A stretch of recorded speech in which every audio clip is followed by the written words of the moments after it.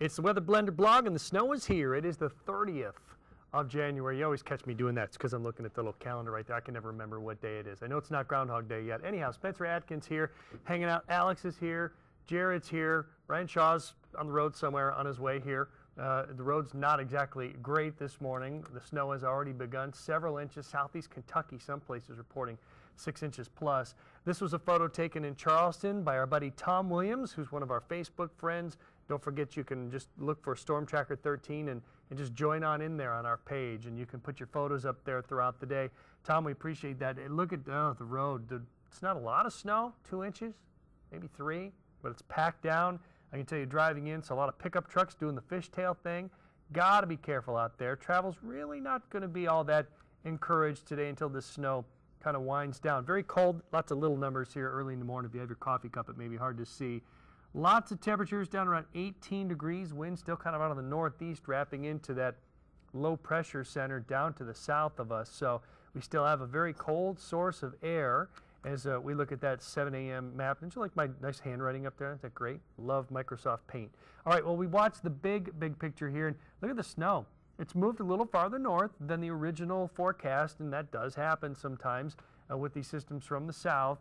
And basically, you're looking at the snow all the way on up, it appears now, to just about that Pennsylvania, West Virginia line. But that's light stuff. The heavy stuff, of course, is all across southeast Kentucky, southern West Virginia. As I mentioned, some spots reporting as much as 6 inches of snow in those areas. It's about 2 to 3 around Charleston, Huntington. You go just to the north, it's even less than that. Now, that whole system is going to take some time to work its way away. Interesting, you don't see too much going on across western Tennessee anymore. And we've noticed that there's a little dry punch of air out there. I'll show you that in the satellite in just a second. More counties have been added into the winter storm warning. That includes Kanawha County. Good morning, Charleston. You're now in the winter storm warning.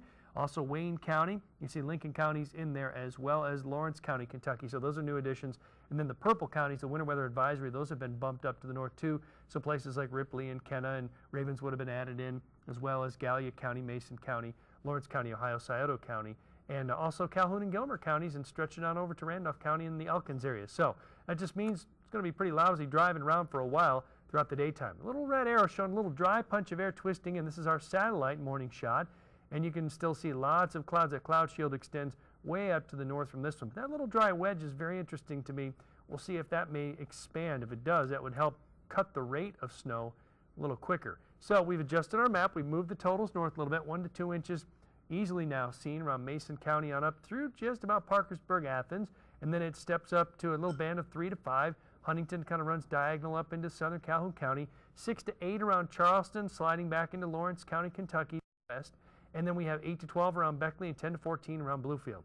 Ouch. Certainly going to be slick travel out there. Interstate was kind of a 2-track on the way in this morning. If you could find the lane at times, the back roads were pretty bad. They hadn't been really touched, and the areas that had been run over really kind of packed down. So again, we're into that situation where it's not how much snow you see, it's just the fact that there is snow and it's snowing, and it's going to be difficult to deal with. Temperatures today will be running in the low to maybe mid-20s best, so don't expect a lot of melting.